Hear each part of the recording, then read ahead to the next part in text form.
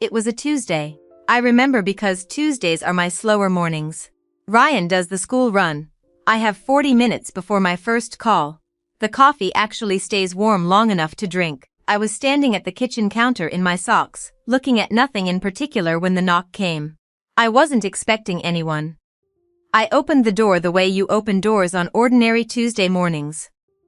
Without preparing for anything, my mother was standing on my porch. I had not seen Margaret in 9 years. I was 19 when they asked me to leave. That's the word my father used. Asked. Which was its own kind of instruction about how the conversation was going to be framed. My mother stood slightly behind him, which is what she did when she had agreed to something she hadn't fully decided she agreed to. Ryan was with me. He had come to talk to them. His idea, not mine, because he was the kind of person who believed that things said directly were better than things left to fester. He stood in their living room, with his hands at his sides, not defensive, not performing anything. Just present. My father said that a man who worked with his hands would not be raising his grandchild in any house connected to this family. He didn't shout it. He said it the way people say things they've rehearsed. Evenly, with the false calm of a decision already made. My mother said, "You've disgraced us." Ryan looked at me. Just looked. Waiting, I picked up my bag. We got married in March at the county courthouse. 2 witnesses. Ryan's co-worker Pete and Pete's wife, Sandra, who brought flowers she'd bought at the gas station on the way and who cried anyway, which I have always loved her for. We had lunch at a diner afterward. The owner knew Ryan, came out from the kitchen to shake his hand, brought us a slice of pie we hadn't ordered. It was a Tuesday then too, as it happens. I have been asked, over the years, whether I felt the absence of my family that day. The honest answer is, yes, and also no. Yes, because you feel those things, whether you want to or not, in the body, in the specific hollow of a moment that should be witnessed by people who aren't there.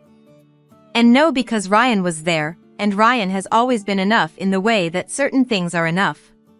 Not by filling the space where something else should be. But by being so thoroughly present that the space stops mattering as much. We had Emma 14 weeks later, then, 3 years after that, we had Cal. The life assembled itself, the way lives do when nobody is watching, imperfectly, incrementally, with more ordinary Tuesdays than any other kind. Margaret on my porch was smaller than I remembered. That was the first thing. Not cruelty, not Times editorializing, just the plain fact of a woman who had aged in the years I hadn't been there to watch it happen. Her coat was the wrong weight for the temperature. She was shaking in the way that isn't cold. I said her name. First time in 9 years, she said, "Your father was..." And then she stopped. I stood in the doorway for a moment. Then I stepped back and let her in. She sat at my kitchen table. I put the coffee on again. I didn't say anything while it brewed because there wasn't anything to say that wouldn't have required her to receive it. And she was clearly not yet capable of receiving anything.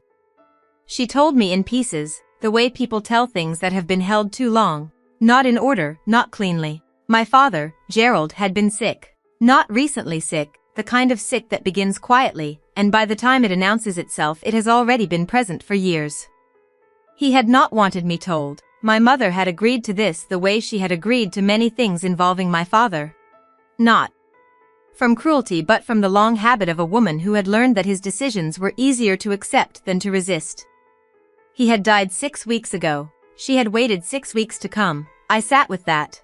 I didn't ask her why 6 weeks rather than 6 days or 6 years. The answer was probably something true and unsatisfying about courage arriving on its own schedule, regardless of when it's needed. Emma came home from school at 3:15 and stopped in the kitchen doorway at the sight of a Yukjumichan she didn't know at her kitchen table. I told her this was my mother. Emma looked at her with the direct, uncomplicated assessment of an 8-year-old and said hi and went to get a snack. Margaret watched her like someone watching something they had elected not to see, and were now, too late. Understanding the cost of that election, Ryan came in at 4. He saw Margaret. He looked at me. The same look from my parents' living room all those years ago, waiting to see what I needed. I gave him the smallest nod. He shook her hand. He put his jacket away. He took Cal upstairs for homework without being asked. That is who Ryan has always been. Margaret stayed for 2 hours. We didn't resolve anything. I didn't tell her. It was all right because it wasn't, entirely, and she didn't ask me to. What we did was sit in the same room, drink coffee that went cold again, listen to Cal arguing with Ryan about something upstairs that made us both, involuntarily, almost smile at the same moment. When she left, she stood at the door for a moment and said she understood if she didn't hear from me. I said I'd be in touch. I don't know yet if that's true. But I said it without performing it, which means some part of me is considering it, which is more than I would have predicted on any previous Tuesday of my life. The door closed. The house resettled into its sounds. I stood in the kitchen. The drawing on the refrigerator, the shoes by the door, the coffee gone cold for the third time, and felt the specific weight of a day that had asked more of me than I'd budgeted for. Then I went upstairs to find my family.